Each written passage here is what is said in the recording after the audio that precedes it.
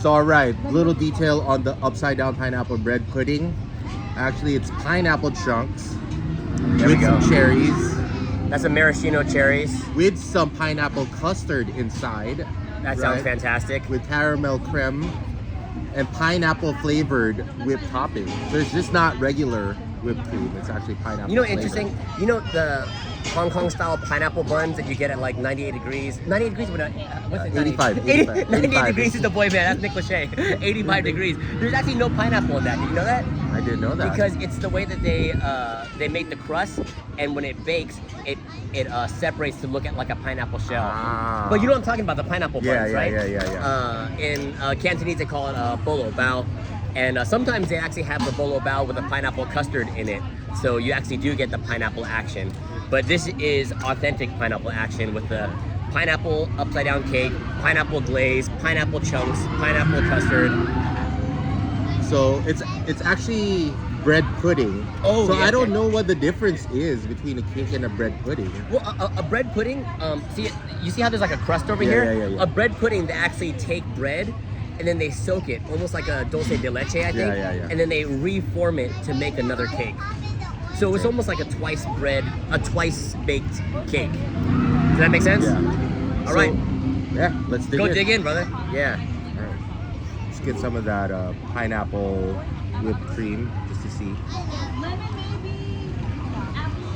Touch of cherry. There you go. Oh, that's great. See, you get the extra texture from it. So I almost think it looks like almost like a sourdough bread, doesn't it? Yeah, it does look like. Because you have the crust.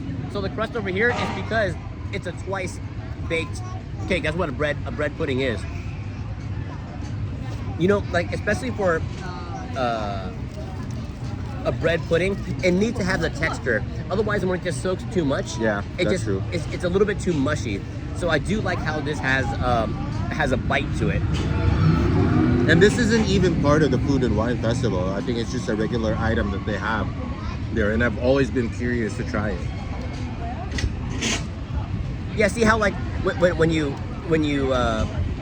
take a stab into it, there's all the chunks of bread that already start falling apart. That's what a authentic bread pudding is. Man, it's really satisfying.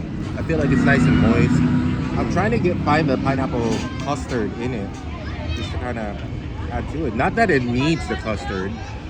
It's nice and moist already, but you know, I bet the custard is mixed in as almost as like a binding agent for the chunks of bread to put together. it adds to the moistness of the bread pudding. I'll tell you that. And you know, overall, I love dessert. Don't get me wrong. Dessert, I actually prefer dessert over savory most of the time. But I like it when the dessert's not too sweet, when it's not too sugary, and they allow the creativity and the additional spices and flavors to shine over just saying like, hey, I'm just gonna throw a ton of sugar into this dessert and call it dessert, you know? Definitely. The complex flavors of a really sophisticated dessert really just sets it off. Because sometimes people, like some desserts just rely too much on just like whatever, the cream, the glaze or whatever. The brown sugar, yeah, the white sugar or whatever, right? Exactly. You ever watch Chopped on the Food Network and they get the basket ingredients and like, how are you gonna use like fish for dessert, right? It's like, oh, fish ice cream with whatever demi-glace and custard with a brulee topping or something, you know? And that little hint of fish is just enough to just set it off. All right, great choice. What do you give out of 10? It's a solid 8 out of 10 for me. Yeah. Definitely a solid 8 out of 10. I would actually get it again. And it's nice that again it's not part of Food and Wine, and you can just kind of get it anytime. So is it still seasonal? I don't know, but that was definitely was here during the winter time. So it's been on menu for two seasons already. So maybe there's a lot of people who buy it. It's just enough to keep it as a regular menu item. I like it. Hey, do you know why? Is this an upside down cake? Yes. Do you know why they call it upside down cake? No. I think. Okay, I think. So when they do like so my mom used to make it like this. They have like these upside down cake pans, right? So that you almost cook it like you're cooking like a cupcake. So imagine like you're pulling the cake batter into like a cupcake dish, and when you serve it, you literally boom, put it upside down, almost like you're building a sandcastle.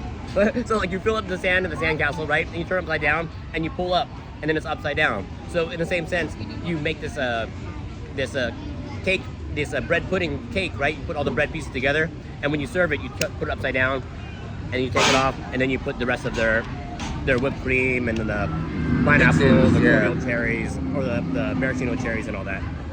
And the pineapple just is the perfect flavor for something like this, like upside down cake and bread pudding. I've never had bread pudding with pineapple specifically, so it's super unique. You know what's interesting? It doesn't, like, in a good way, it doesn't taste too tropical. You know what I mean? Does that make sense?